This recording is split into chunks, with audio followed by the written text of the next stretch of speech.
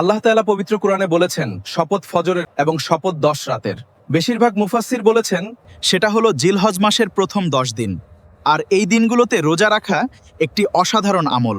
জিলহজ মাসের 1 তারিখ থেকে 9 তারিখ পর্যন্ত মোট 9টি রোজা রাখা উত্তম।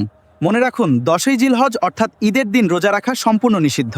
এই রোজার ফজিলত, এই 9টি রোজা রাখলে যা পাবেন, প্রতিটি দিনের রোজা 1 বছরের নফল রোজার সমান সওয়াব, প্রতিটি রাতের ইবাদত লাইলাতুল কদরের রাতের সমান মর্যাদা। গুনাহ মাফের বিশেষ সুযোগ, বিশেষত 9 জিলহজ্জে আল্লাহর সবচেয়ে প্রিয় দিনগুলোতে ইবাদতের সৌভাগ্য। এই রোজার কিভাবে প্রস্তুতি নেবেন? জিলহজ্জের চাঁদ দেখার সাথে সাথে মনে মনে নিয়ত করুন, সেহরি খাই। সুন্নাত অনুযায়ী দেরি করে সেহরি খাওয়া উত্তম। ইফতারে খেজুর ও পানি দিয়ে শুরু করুন।